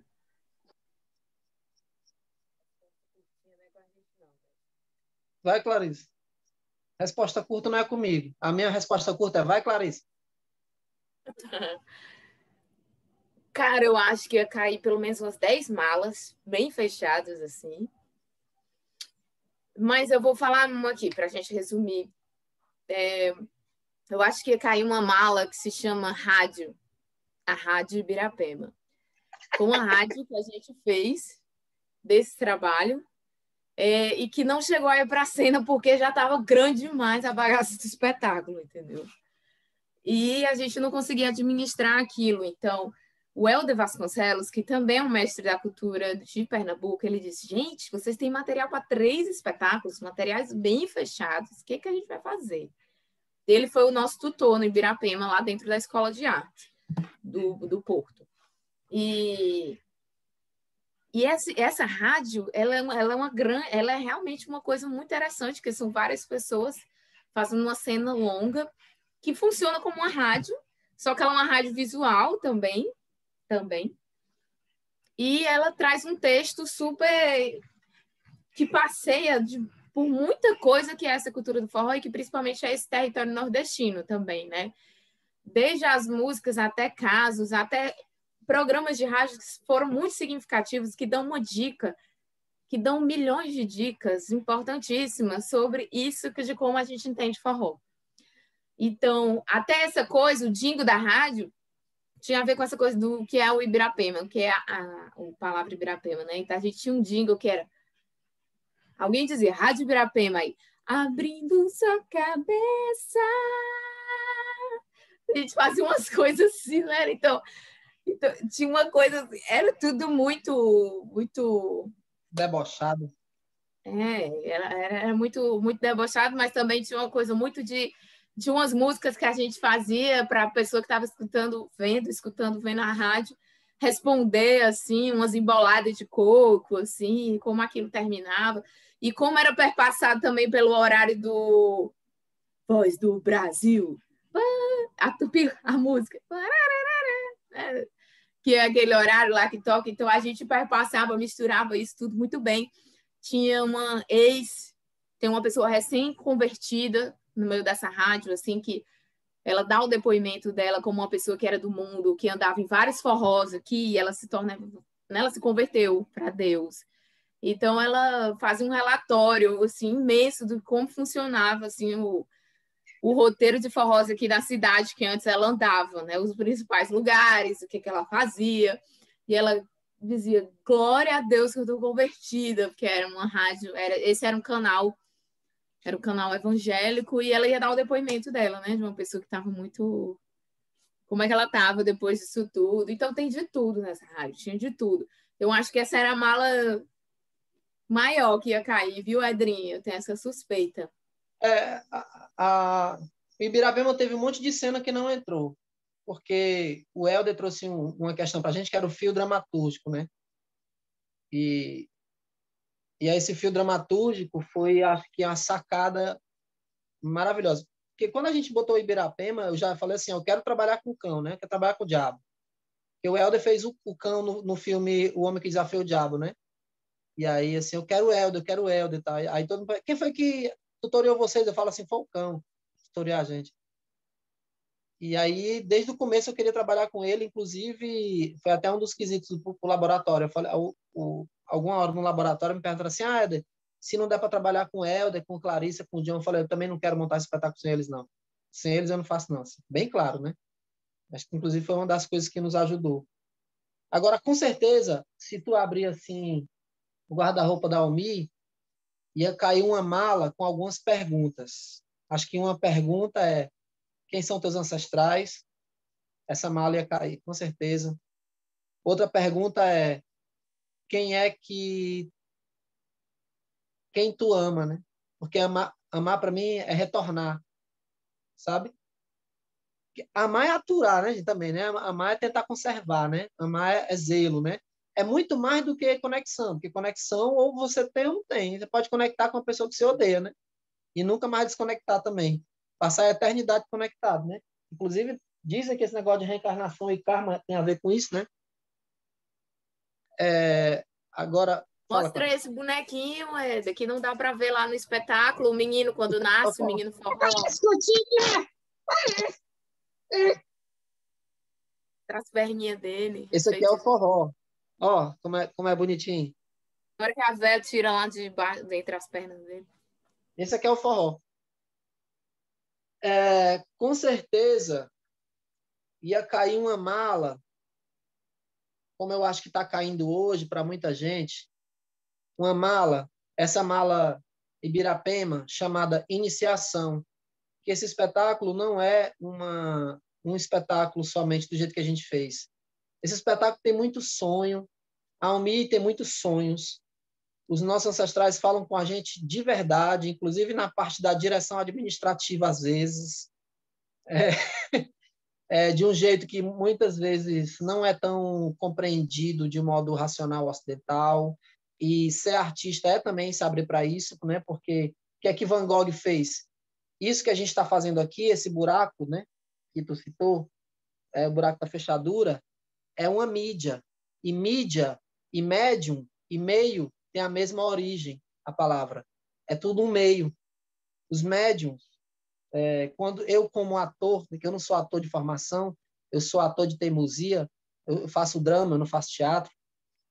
Drama é como se dizia o teatro no interior, né? Nem posso dizer isso, mas o pessoal do teatro diz que eu faço teatro. E o pessoal da música também, né? Fala que eu faço música. Então, o Ibirapema e a Almi, com certeza, ia cair uma mala chamada Iniciação. E esse espetáculo é uma iniciação. Uma iniciação para as suas questões, uma iniciação para pensar Brasil, que Brasil, e não um Brasil genérico, mas o teu Brasil ali, relação teu povo, teu clã, tua gente. Com certeza, essa mala da iniciação, acho que está caindo agora, né, para vocês, assim, porque assistir um espetáculo e contemplar o espetáculo é massa. Agora, descascar e entender como é que funciona. Porque quando a gente está lá, né, por exemplo, assistindo, você já comeu a cocada, já tomou café, já participou do ritual de iniciação. Quando a velha chega, ela esclarece, ela coloca os pingos nos is, né? E o texto da velha foi aumentando, o texto da velha foi ficando mais forte cada vez mais. E eu digo para vocês, uma coisa sou eu elaborar o texto em casa, que teve muita parte do texto que foi sonhado, teve outra parte do texto que é toda pautada nas decepções, né? Que eu e alguns amigos passaram, mas tem um estado corporal, Genoscleuda, que eu não sei explicar, que organiza o texto diferente, inclusive tem coisas que aparecem na fala dela só quando estou naquele estado. Eu não pensei na coisa, o Éder não acompanha a Genoscleuda enquanto a razão. A Genoscleuda tem um pensamento próprio mesmo, sim. É um estado, eu não sei dizer muito, um pouco suspenso. Claro que eu estou ali, eu não saí dali, mas eu sou uma espécie de médium. Então, com certeza, esse mídia, essas questões, enfim, de composição, não só como arte, mas a arte como remanescência dos rituais, né? Digamos que no Ocidente, a arte foi o que sobrou dos rituais ancestrais. Inclusive, eu abordo isso no meu TCC. Meu TCC não foi escrito, meu TCC foi um espetáculo também, que eu falo sobre Mungango, numa perspectiva espiritual. E é isso que a gente chama de arte hoje, são médiums, né? Meios dos rituais ancestrais ainda permanecerem na gente. Com certeza essa mala vai cair na cabeça de vocês e vai lascar o pescoço. Ela é pesada, viu? E dói. Como eu disse no começo, a gente cria todo um roteirinho, né? Aí a gente esquece o roteirinho e faz outra coisa, né? Então a gente criou o roteirinho do Vamos Finalizar, mas aí eu queria convidar vocês, porque parece que temos mais uma pergunta do Rodolfo, que me mandou aqui no chat que ele vai ser super breve na pergunta. Aí eu queria saber se vocês topam ficar para mais essa pergunta, porque também a gente já estourou no tempo. Aí me digam aí se vocês topam. Eu topo, mas eu preciso só fazer uma coisa rapidinho antes. Tá aqui também nessa conversa uma pessoa para mim que foi muito especial, o Paulo Henrique. O Paulo Henrique, quando eu cheguei na dança de salão pura, ele foi um dos caras que me apontou a dança de salão cênica e me ajudou muito a organizar isso num grupo de forró estilizado que eu dancei há muitos anos atrás. Então, Paulo Henrique também foi uma das referências. Paulinho, obrigado, viu? De verdade. Pronto. Então, vou passar a bola pro... Fala, Clarissa. Quer falar? Ou não? Então tá, vou passar a bola pro Rodolfo. E aí, Rodolfo, faça a sua obra-prima de 2 segundos. Ixi, Maria. Não, eu tava brincando, podia ter terminado. Eu não sei se é breve, já me deram essa roubada, já, Jesus Vai, amado. macho, fala aqui, depois a gente para de gravar e continua. Não, eu ia. É um misto de uma pergunta, um misto de uma provocação, talvez, mais provocação do que pergunta. Quando a gente tem um trabalho, um espetáculo, uma performance, enfim, acho que vários discursos ressoam, né? O discurso do corpo, o corpo como discurso, o discurso do que a gente escolhe colocar, o discurso do que a gente não escolhe colocar, enfim. E em alguns desses discursos a gente encontra um consenso entre grupo. Acho que quando tem partes coreografadas, isso pode ser um exemplo, talvez. E tem, quando a gente conversa sobre um certo consenso sobre o que a gente está falando, o que a gente queria falar, o nosso tema, ou que todo mundo concorda com esse tema, né?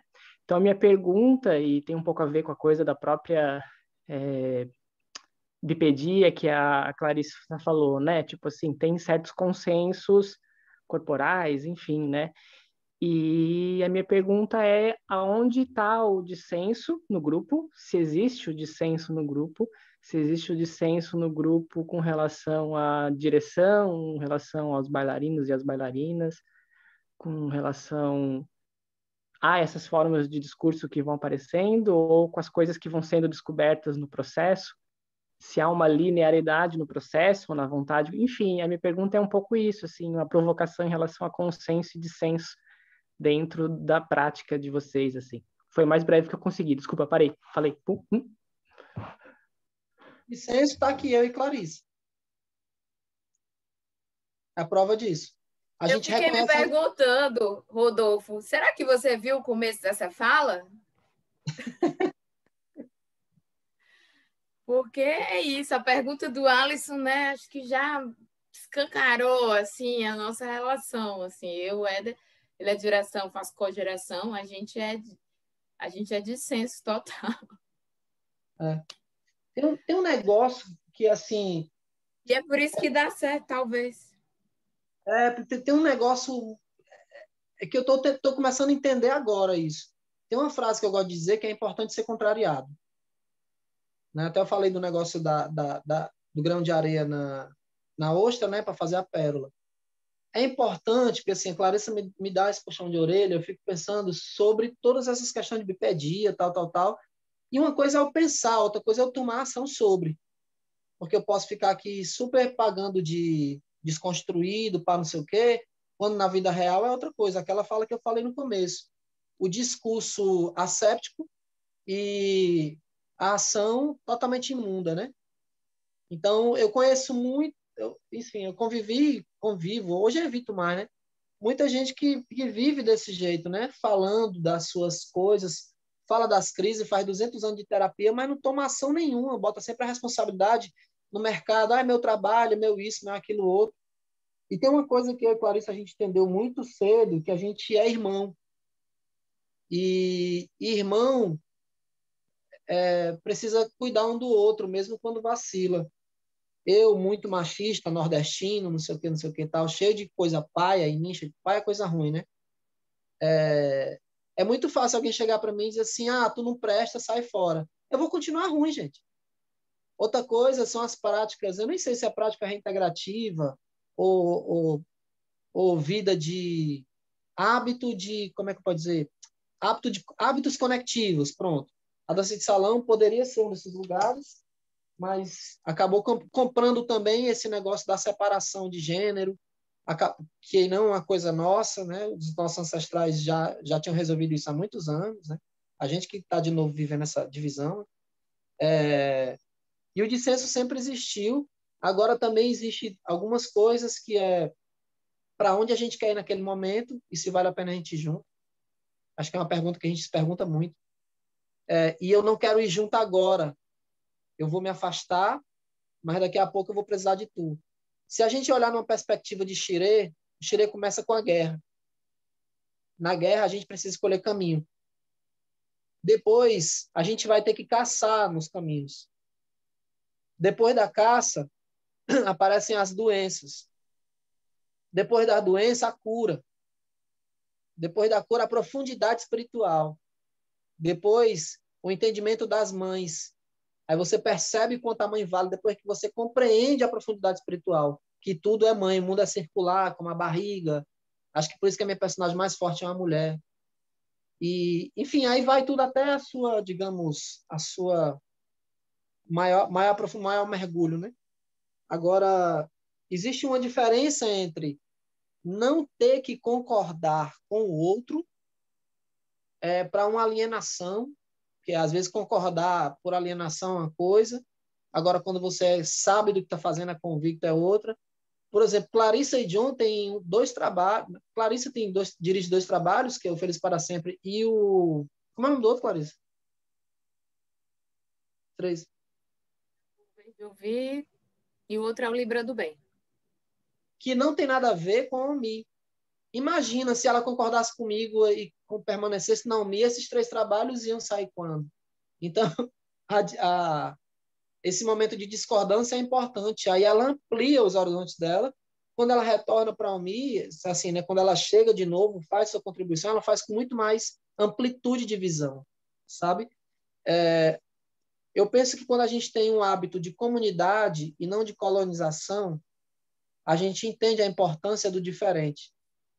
A gente percebe. Isso não quer dizer que não vá haver briga, não vá haver conflito, tá? Esse negócio de quem deseja paraíso, a coisa mais linda do mundo, eu tenho um conselho: morra logo e vá para o céu. Se você for para o inverno, a culpa também é sua, né? Agora, assim, a vida real é isso, né, gente? É ter que aprender. E não é fácil, tá, gente? Ó, não é fácil. Uma hora a vida vai cobrar a gente as nossas besteiras, né? Enfim. A artista não está longe da vida, não. A artista está vivo, né? Vive a vida. Né? Mas, Rodolfo, o processo mesmo do Ibirapã foi um processo bem difícil mesmo, porque tem essas questões todas, né? Enfim, mas assim, o Helder Vasconcelos, que foi o nosso tutor, né? Que é o diabo aí, como o Eder falou, né? Uma dessas vindas dele para Fortaleza para trabalhar com a gente, ele teve que constelar com a gente, sem a gente saber. Ele é constelador, gente, e faz um trabalho com dança em cima disso. Quem sabe? Poucas pessoas sabem, né, que o Eldin é constelador. E aí o Helder constelou, e a gente percebeu nesse momento, assim, como a gente já tinha percebido. É uma convivência muito próxima. Mas, olha, Rodolfo, foi muito difícil, assim, era choro, era grito, era, sabe? Foi difícil, assim, de olhar para a cara do outro e falar tudo que você odeia naquela pessoa e que... E, assim, sinceramente, não tinha mais razão para seguir com o espetáculo nenhum depois daquela constelação, mas a coisa se fortaleceu também de alguma maneira e seguiu, né? Mas, assim, no geral, eu me vejo como uma pessoa contrapontista dentro dos grupos, né? Não só com o Éden, não é uma coisa pessoal com o Éden, ainda bem que ele sabe que não é pessoal, mas não porque eu faço questão de ser contrapontista, mas, no geral, eu estou sempre vendo coisas que ainda não... que parece que estão na outra ponta, no contraponto disso, sabe? E que nem a maioria das vezes não é. Quando você olha mais pertinho, assim, vê que não é. Mas é isso, as questões são muitas, né? E é uma equipe bem grande. O Ibirapema tem uma ficha técnica de mais de 20 pessoas. Então, é completamente incirculável um trabalho desse em tempos pandêmicos. Tem uma coisa que eu acho, a Clarissa citou o Helder, que é, enfim, a gente não tem esse hábito, né, de olhar para o oráculo como uma coisa não só adivinhatória, mas divinatória. O Helder foi esse oráculo para a gente. Ele foi um pouco divinatório para a gente. E o Helder é cantor, dançarino, músico da cultura popular, fez teatro físico muito forte, enfim, tem uma série de vivências. Constelador, e constelação é digamos, uma técnica, né? Digamos, uma metodologia técnica desenvolvida a partir do Zulu, dos Amazulo, daqueles que vieram do Sol, ou seja, dos filhos do Sol, né? Do povo Zulu da África do Sul. Então, tem uma tecnologia ancestral africana muito forte também por trás de tudo isso, né? E é percebida a partir do corpo, que também era o povo que tinha suas danças lutas, enfim. E outra coisa é que no forró tem muita dança-luta. Essas danças-luta não chegaram no forró nas escolas e nunca vão chegar, eu acho. E Deus queira que não, né? Minha mãe, por exemplo, ela faz o shot na ponta da faca. Então, é importante a briga, algumas vezes, não é nem a briga, né? Porque a briga parece uma coisa ruim. Mas esse estado de... Atenção. Isso. Esse estado de corpo, de tensão, é importante não só a tensão pela tensão. Quando alguém fala assim para mim, eu gosto mesmo de ser do contra. Um exemplo, isso é uma coisa. Outra coisa é ser do contra fazendo a roda girar. Entendeu? Porque eu estou até trazendo outro conceito, que é ser do contra. Você está com outra pessoa, é com outra. Não só contra, mas é com outra. Fazendo a roda girar. E aí, nesse aspecto, eu acho massa. Porque uma hora um vai fraquejar, vai chorar. E aí chega 2, 3 e levanta aquela pessoa. E nas práticas de educação somática, por exemplo, a gente tem algumas técnicas de conexão de um com o outro, que você pode até ter raiva da pessoa, mas quando você conecta, você percebe ela no seu modo tridimensional, que ela é por amor, né? E aí, quando o lado da educação da pessoa, o lado conceitual, Éder, não dá conta, o lado físico tridimensional, esse corpo encarnado, Jebalé Cararó, Ocã, Bara, esse corpo que vos fala, conecta com alguém, a pessoa fala, ele não é de todo ruim, porque tem mais coisa aí além do que ele foi educado. Por isso que é importante a gente também alimentar os estados de transe, seja ele... Quem já fez teatro físico, galera? Quem não fez, procura. O teatro físico trabalha com esse estado de transe, muito claramente para a arte, porque em todos os lugares aí sem ser na arte, né? Mas, enfim, eu estou falando de coisas artísticas.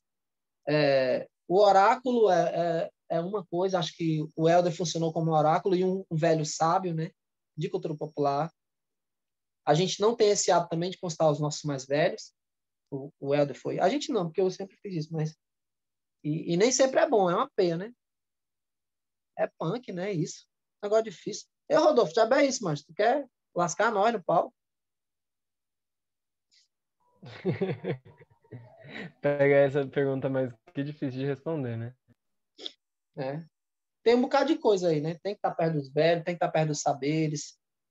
Alguma hora vai ter que fazer alguma prática de conexão de novo, vai ter que fazer, porque você vai brigar com a pessoa. Tipo, eu e Clarice, a gente teve muito confronto, mas a gente pressupõe que a gente quer ficar velho um perto do outro, então tem que mudar esse jeito de amar. A gente é irmão, pô, se ama pra caramba. Porra, tô chateado contigo, aí vamos aqui, vamos resolver isso aqui, pô.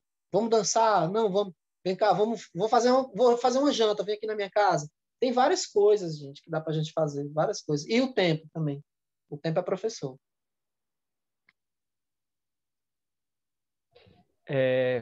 Acho que é isso, né? Tipo, as coisas ainda vão ficar pulsando ainda nas nossas cabecinhas.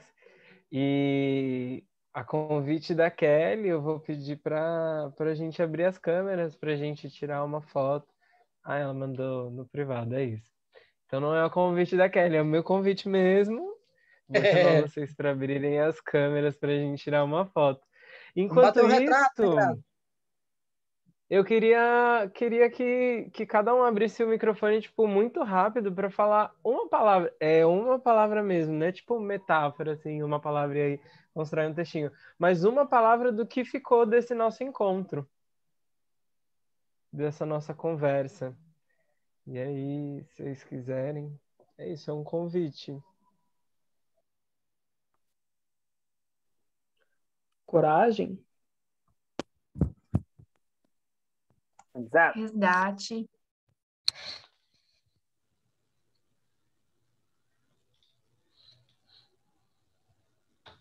Ancestral. Aprendizados.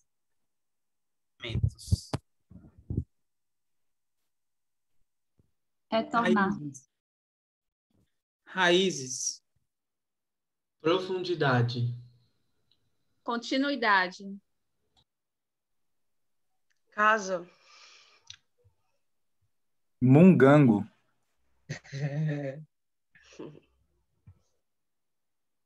Raiz.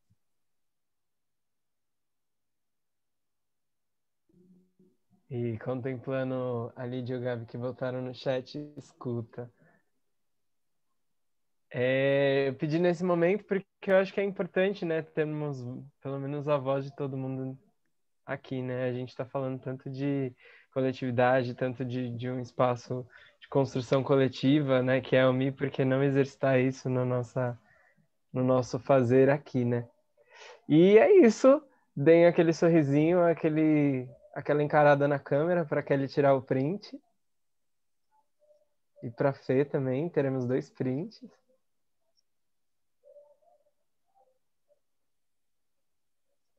Acredito que foi. É isso, se não foi, eu vou começar a falar aqui. Só lembrando que o Ibirapema, né, o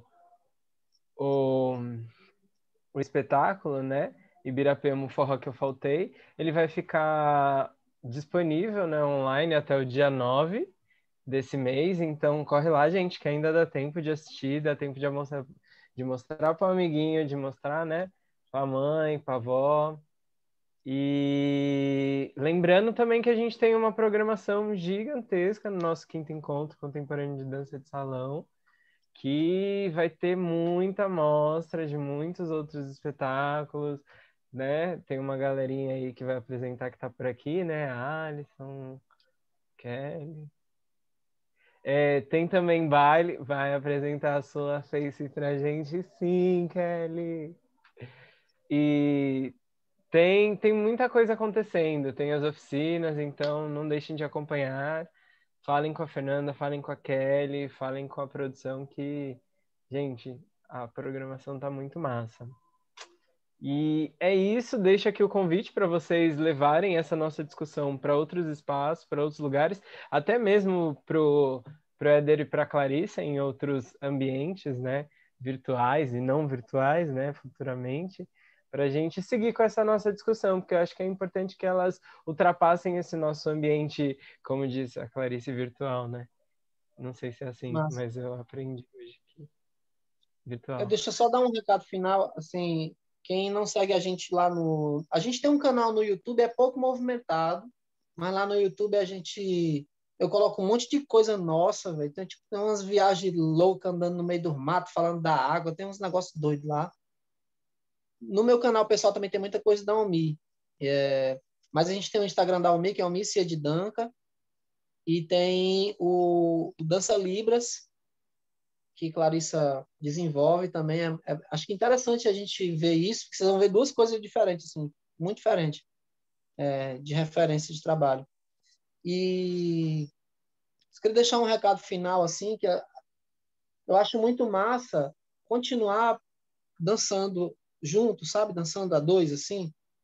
Por mais virtual que seja, e por mais que eu não goste muito disso, mas aquele lance do contraponto, eu mesmo sem gostar, reconheço a importância disso. Porque não se trata de mim.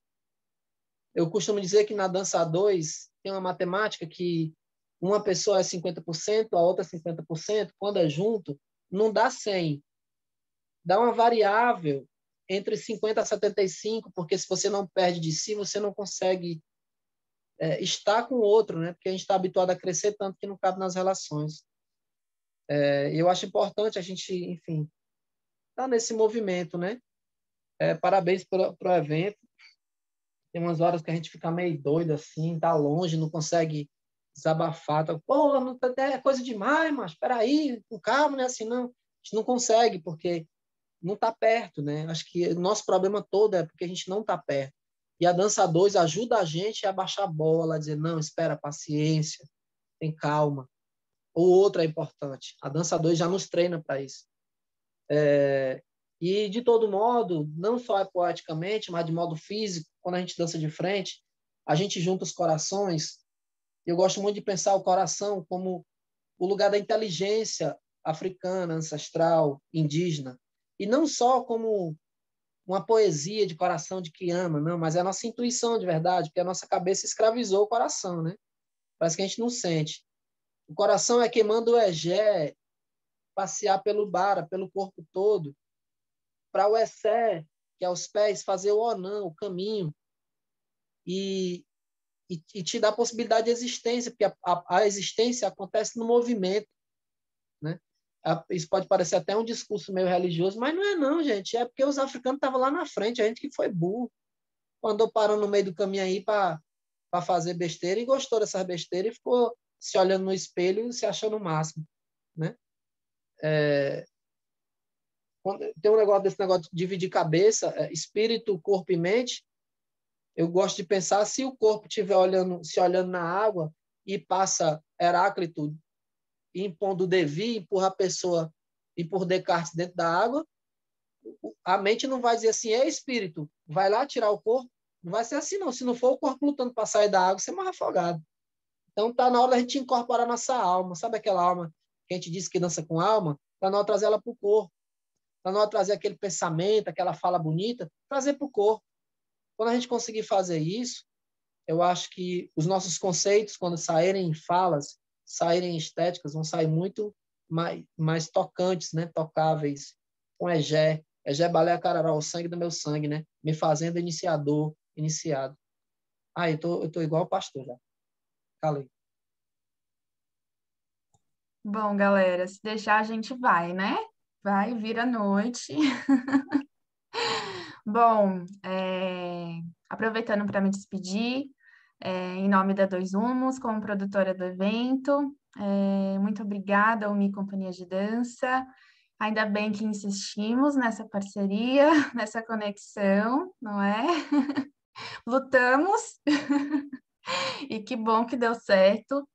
Ansiosas para um encontro presencial. E, gente, muito obrigada a todos que compareceram, ficaram até aqui, acompanharam lá no YouTube a transmissão. Como o Carlos falou, fica até dia 9. O espetáculo da UMI tem essa peculiaridade, porque é um espetáculo convidado, tá bom? Então, aproveitem essa oportunidade, vão lá. Comentem também lá nos comentários, né, no espaço lá do YouTube, o que vocês acharam. Mandem recados para a UMI por ali, que também é importante estabelecer essa conexão. E é isso, enche lá o inbox do Instagram deles, enche o inbox do Instagram lá do encontro, da Dois Rumos. Estamos aí em conexão. Muito obrigada a presença de todos. Semana que vem temos Casa 4 no sábado, não é? A Alisson está aqui representando a companhia. E B-Hoppers também, é isso? É isso? Ah, eu decorei, gente. Olha que bom. Fabrício está aqui também. Se tiver mais alguém aí das companhias, me desculpem, porque eu estou vendo aqui só alguns quadradinhos. Muito obrigada, gente. Acompanhem, estejam presentes em todas as rodas de conversa. Se inscrevam nas oficinas, que também é super importante. A semana que vem começa aí a onda de oficinas, apresentações, e tem o baile online no dia 13 de julho para encerrar com chave de ouro aí, a gente poder praticar, né?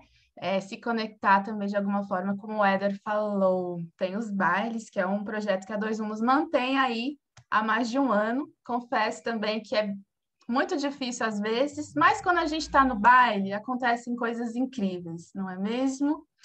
Bom, gente, beijos.